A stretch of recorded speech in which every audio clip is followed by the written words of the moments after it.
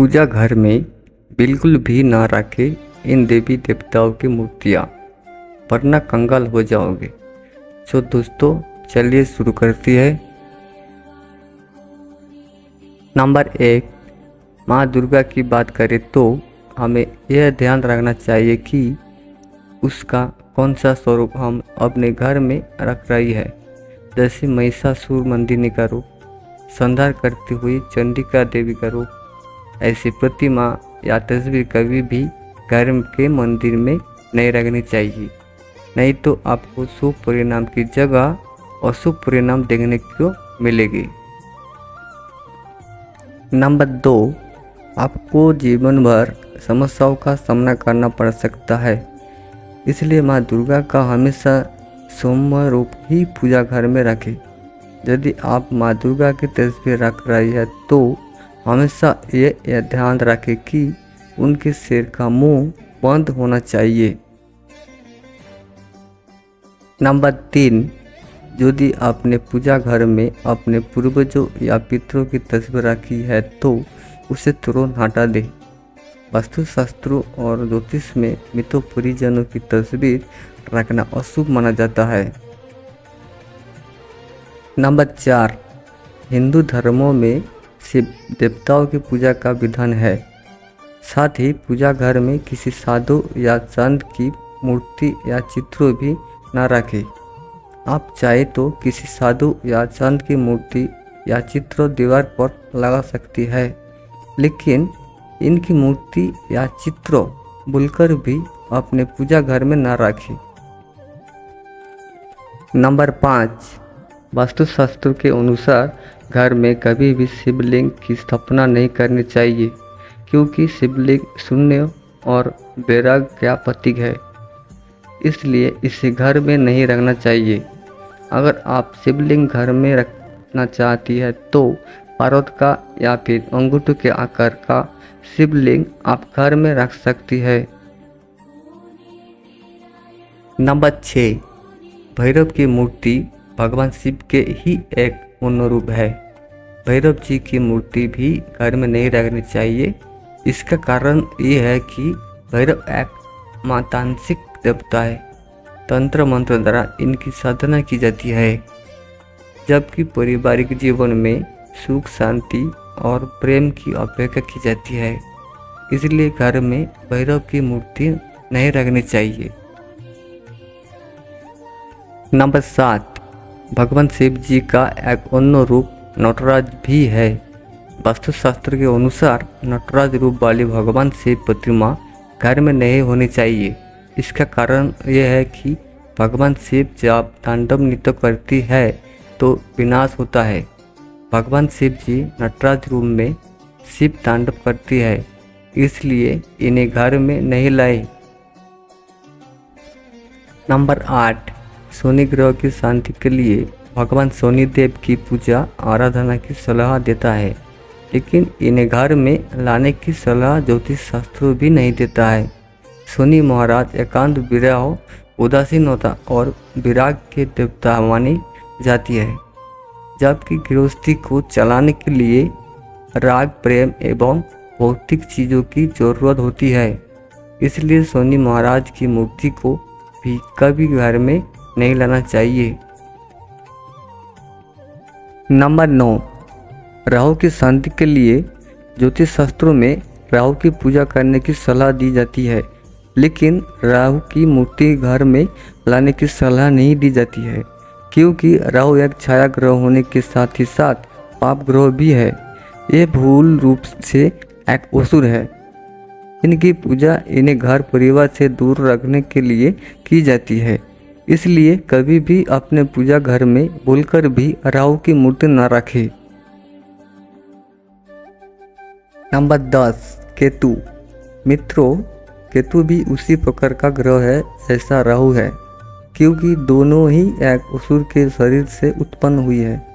इसे भी छाया ग्रह और पाप ग्रह के रूप में बताया गया है, इसलिए केतु की प्रतिमा भी घर में नहीं लानी चाहिए। नंबर 11, यदि आपके पूजा घर में भगवान गणेश जी की विषम संख्या में मूर्ति रखी है तो उसे भी तुरंत हटा दे।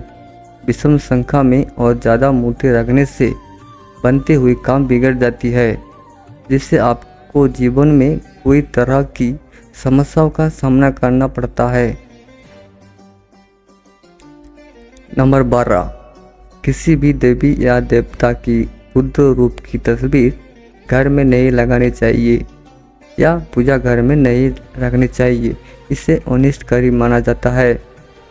साथ ही इसके अलावा फटी फटी धार्मिक पुस्तकों को भी पूजा घर में नहीं रखनी चाहिए। नंबर 13, पूजा के स्थान में कभी भी आपको भगवान की मूर्तियाँ जमीन पर नहीं रखनी चाहिए।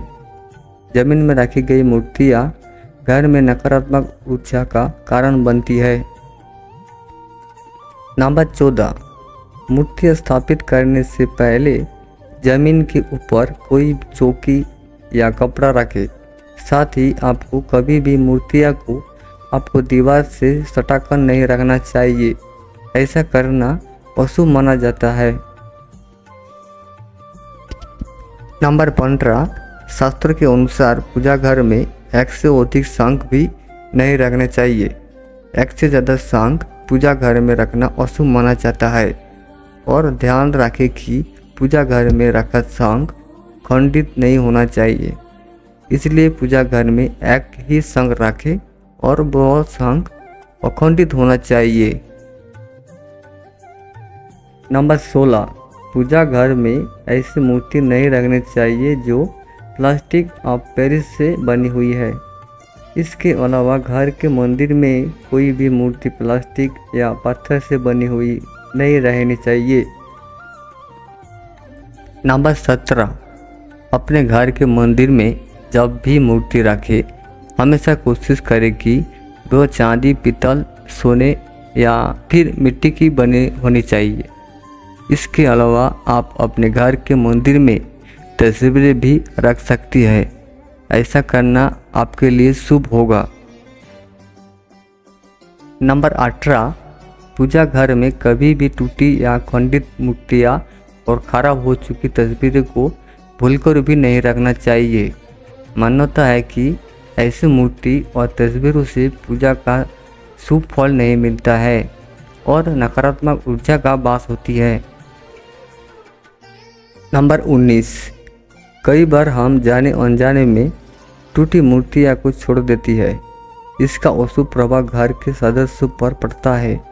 इस तरह की खंडित मूर्तियाँ और तस्वीरें घर में अनिष्ट का कारण बनती है।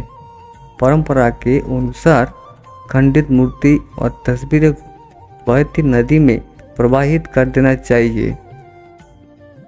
नंबर 20, पूजा घर में पूजा के बर्तनों का हमेशा ध्यान रखना चाहिए कि कहीं टूटा फूटे तो नहीं है।